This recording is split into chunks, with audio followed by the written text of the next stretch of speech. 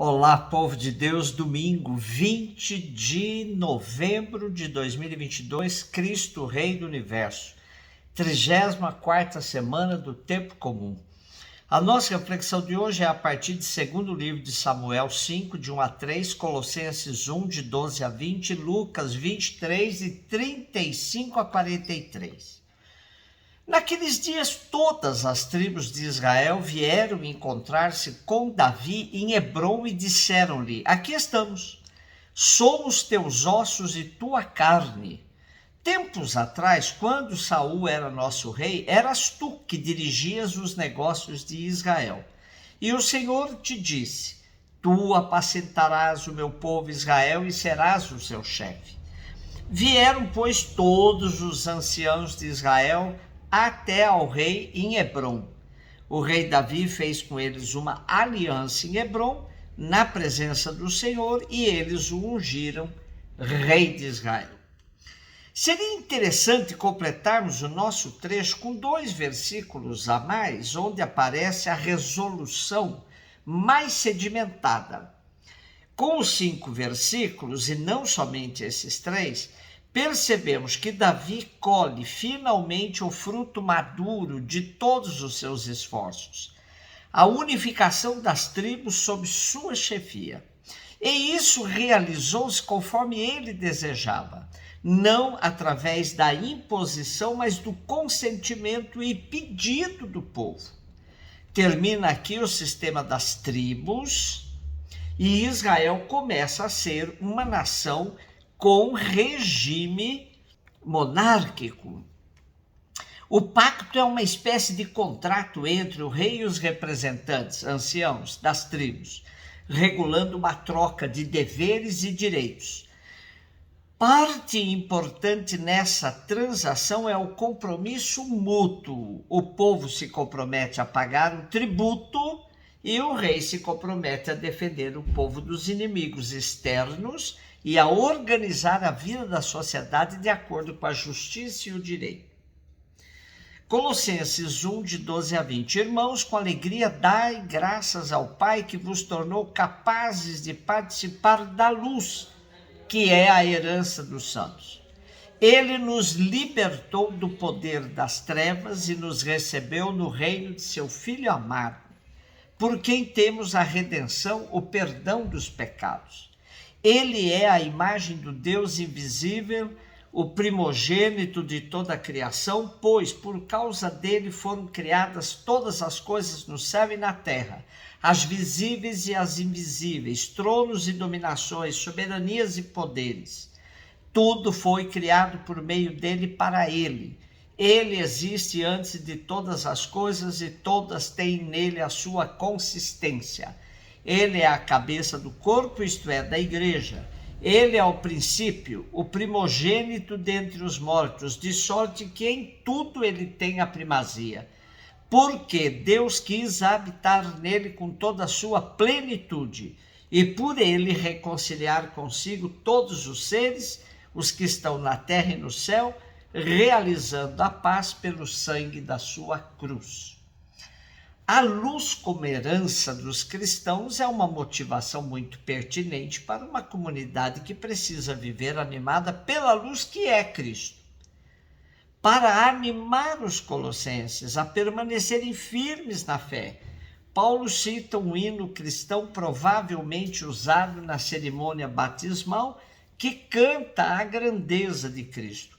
Paulo se serve desse hino para criticar qualquer doutrina que apresente como necessárias outras mediações salvíficas além da de Cristo. Há uma insistência em apresentar Cristo como único mediador entre Deus e a criação.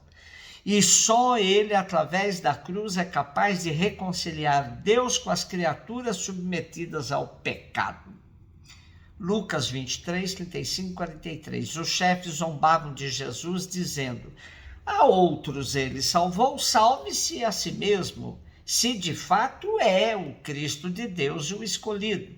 Os soldados também caçoavam dele, aproximavam-se, ofereciam-lhe vinagre, diziam: se és o rei dos judeus, salva-te a ti mesmo. Acima dele havia um letreiro: este é o rei dos judeus. Um dos malfeitores crucificados o insultava, dizendo: tu não és o Cristo? Salva-te a ti mesmo e a nós. Mas o outro repreendeu, dizendo: nem sequer temes a Deus, tu que sofres a mesma condenação? Para nós é justo, porque estamos recebendo o que merecemos. Mas ele não fez nada de mal. E acrescentou: Jesus, lembra-te de mim quando entrares no teu reinado. Jesus respondeu: em verdade eu te digo, ainda hoje estarás comigo no paraíso. Nosso texto de hoje tem como referência, no Primeiro Testamento, o livro da Sabedoria, capítulo 2, onde vemos a filosofia de vida dos injustos e como eles zombavam da vida dos justos. Eles dizem que os justos proclamam que têm um fim feliz e que se gabam de ter a Deus como Pai. E nesse contexto eles desafiam: vejamos se é verdadeiro o que ele diz e comprovemos o que lhe vai acontecer no fim. Se o justo é filho de Deus, Deus cuidará dele e o livrará da mão dos seus adversários. Vamos prová-lo com insultos e torturas para verificar a sua serenidade e examinar a sua resistência. Vamos condená-lo a sofrer morte vergonhosa, porque ele mesmo diz que não lhe faltará socorro. Está evidente que este texto ilumina o sentido do nosso texto de hoje. Temos também uma cena própria de Lucas, a crucificação de dois malfeitores ao lado de Jesus. Shekel explicita: dois malfeitores no mesmo tormento e os destinos opostos por sua relação com Jesus. À direita e à esquerda, como as bênçãos e maldições da aliança, como no juízo de Mateus também. A separação e oposição versam sobre o tema da realeza. Para um serve a zombaria do desesperado, não o pedido sério de um milagre. Não há mesmo um milagre que o salve. Para outro é revelação misteriosa e acolhida com fé. Dá por descontado que esse condenado um dia será rei e lhe pede que então se lembre de seu companheiro de suplício.